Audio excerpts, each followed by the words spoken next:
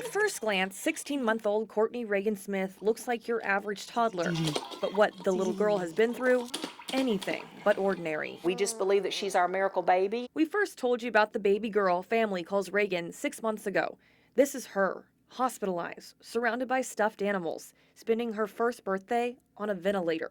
The images heartbreaking, undergoing multiple brain surgeries. She's had her eye surgery also to remove the blood from behind the eyes. Reagan and her family now living with her godmother, Caroline Williams, filling us in on her turbulent journey. We followed every step of the way. She was on life support for quite some time. We were told by multiple doctors that she would not survive, that if she did survive, that she would end up being a vegetable. She would not be able to see or talk or feed herself or move or crawl or anything that a normal baby her age would be able to do. When we visited Reagan, she was holding her own bottle, giggling. She is forming some words.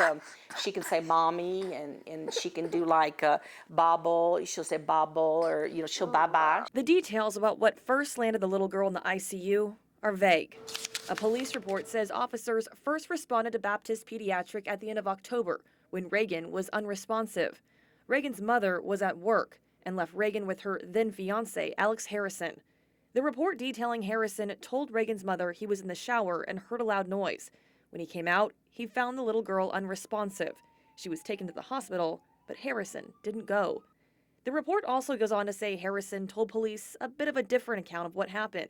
He was in the living room with Reagan and his 3-year-old child. He left, heard a loud noise, and returned to find Reagan crying. He picked her up.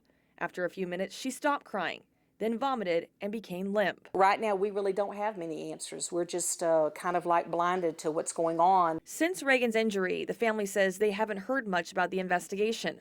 A warrant for Harrison is listed on the Shelby County website's warrants page, but his picture isn't included.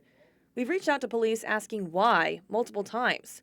We've also asked for an update on the investigation. If it was an accident, then it's an accident. If it was something intentional, then we need to know, and we need to have the answers regarding that. For now, the family focuses on her recovery. Reagan was here at Le Bonheur Children's Hospital for about 3 months before she was sent to Atlanta for extensive rehabilitation. We do have a strong faith in God, and we know that God's word is true and faithful. They know there's still a long road ahead. Our next steps is to get her to where she can be more mobile. She's already in special therapy daycare.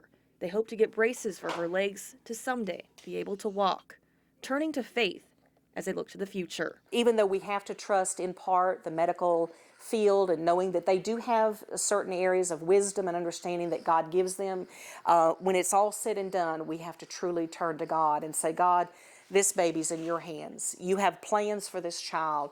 That's the reason why she's still here with us today. Shay Arthur, WREG. Good girl. News Channel 3.